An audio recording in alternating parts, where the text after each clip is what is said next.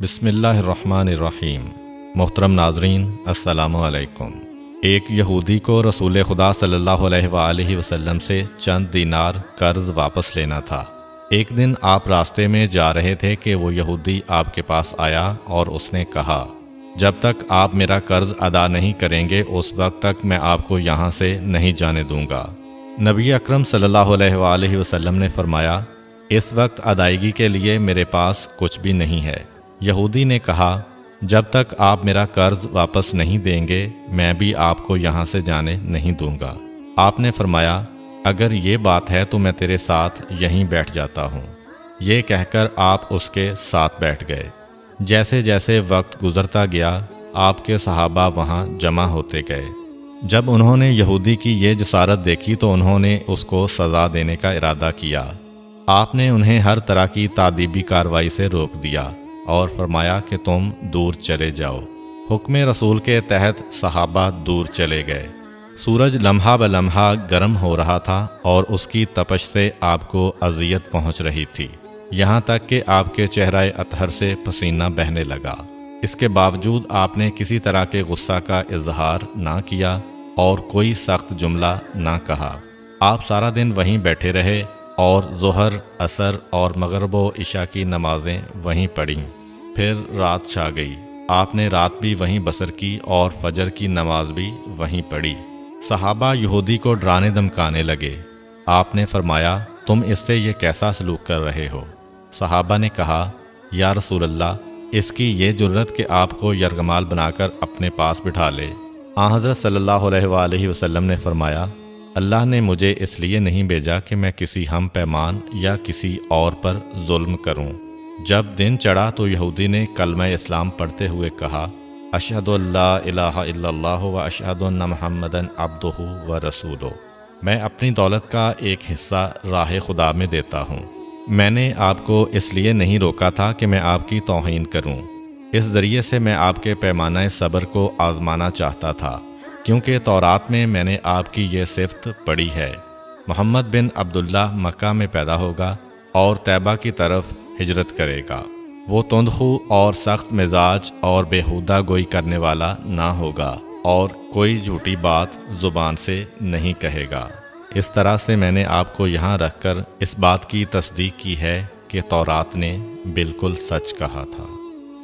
رسول اکرم صلی اللہ علیہ وآلہ وسلم مبعوث برسالت ہونے کے 3 سال بعد تک خفیہ طور پر دعوت اسلام دیتے رہے۔ اس کے بعد اللہ تعالیٰ نے آپ کو حکم دیا کہ آپ کھل کر اللہ کا پیغام پہنچائیں اور لوگوں کو خدا کی طرف دعوت دیں۔ ایام حج شروع ہوئے تو پورے جزیرۃ العرب سے لوگ مکہ کی طرف آنا شروع ہوئے۔ نبی اکرم صلی اللہ علیہ وآلہ وسلم کوہ صفا پر چڑھے اور آپ نے بلند آواز سے فرمایا، لوگو، میں اللہ کا رسول ہوں، تم اللہ رب العالمین پر ایمان لے آؤ۔ لوگ آپ کی طرف متوجہ ہوئے اور انہوں نے تعجب سے یہ اعلان سنا اور سب کی خواہش ہوئی کہ وہ اعلان کرنے والے کو دیکھیں۔ پھر آپ صفا سے اتر کر مروہ آئے اور وہاں پر بھی آپ نے 3 بار یہی اعلان کیا۔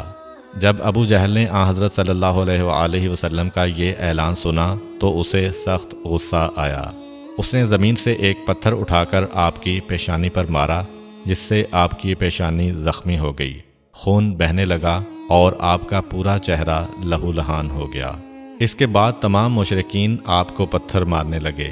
نبی اکرم صلی اللہ علیہ وآلہ وسلم مجبور ہو کر کوہ ابو قبیس پر چڑھ گئے اور ایک چٹان کے پیچھے جا کر چھپ گئے۔ مشرکین نے بھی آپ کا تعاقب کیا لیکن آپ انہیں کہیں دکھائی نہ دیے۔ ناکام و نامراد ہو کر انہیں واپس آنا پڑا۔ اسی اثناء میں ایک شخص نے حضرت علی علیہ السلام کو اس واقعہ کی اطلاع دی اور کہا کہ میرا خیال یہ ہے کہ محمد مارے جا چکے ہیں، نعوذ باللہ۔ یہ سن کر حضرت علی علیہ السلام کو شدید دکھ ہوا اور آپ ام المومنین حضرت خدیجہ الکبریٰ سلام اللہ علیہ کے پاس آئے اور ان سے کہا، میں نے سنا ہے کہ مشرکین نے رسول خدا صلی اللہ علیہ وآلہ وسلم پر سنگ باری کی ہے اور بعض لوگوں کا یہ گمان ہے کہ نبی اکرم شہید ہو گئے ہیں۔ آپ روٹی پانی اٹھائیں اور میرے ساتھ انہیں تلاش کرنے کے لیے چلیں، ممکن ہے ہمیں ان کا کہیں نشان مل جائے۔ آپ وادی پر نظر رکھیں اور میں پہاڑ کے دامن میں آپ صلی اللہ علیہ وآلہ وسلم کو تلاش کرتا ہوں۔ آپ روتے ہوئے آگے بڑھے اور آپ کہہ رہے تھے، یا رسول اللہ، ہمیں جواب دیں، آپ کہاں ہیں؟ میری روح آپ پر قربان، آپ کس وادی میں بھوکے پیاسے ہیں؟ آپ نے مجھے اپنے ساتھ کیوں نہ لیا تھا؟ حضرت خدیجہ رو رو کر فریاد کر رہی تھیں، کوئی ہے جو نبی مصطفیٰ کی مجھے خبر دے؟ کیا کسی نے انہیں دیکھا ہے جو مجھے ان کے متعلق بتلائے؟ اس وقت جبریل امین علیہ السلام رسول خدا صلی اللہ علیہ وآلہ وسلم پر نازل ہوئے۔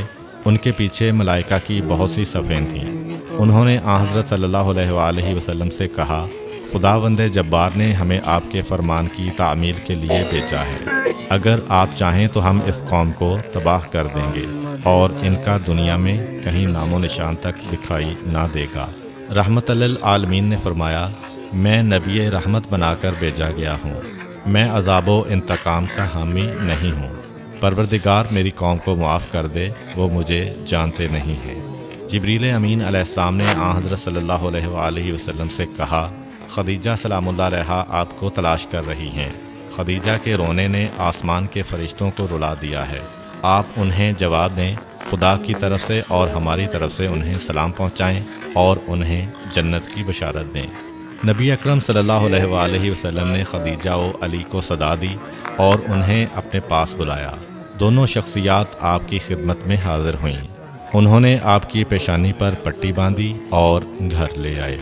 جب مشرکین کو معلوم ہوا کہ نبی اکرم صلی اللہ علیہ وآلہ وسلم اپنے گھر آ چکے ہیں تو انہوں نے گھر کا محاصرہ کر لیا اور سنگ باری شروع کر دی۔ حضرت علی علیہ السلام اور حضرت خدیجہ سلام اللہ علیہا آپ کا دفاع کرنے لگے۔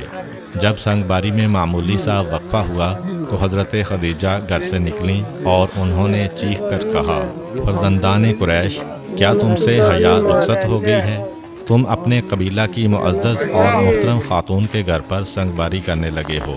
اگر تمہیں خدا کا خوف نہیں ہے تو دوسرے لوگوں کو اپنے اوپر ہنسنے کا موقع نہ دو اور اپنے لیے ہمیشہ کی ذلت و بدنامی تو نہ خریدو۔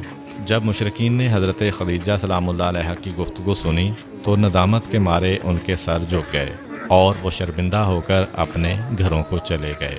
نبی اکرم صلی اللہ علیہ وآلہ وسلم نے دعوت اسلام کا آغاز ان روح فرسا واقعات کے ساتھ کیا تھا۔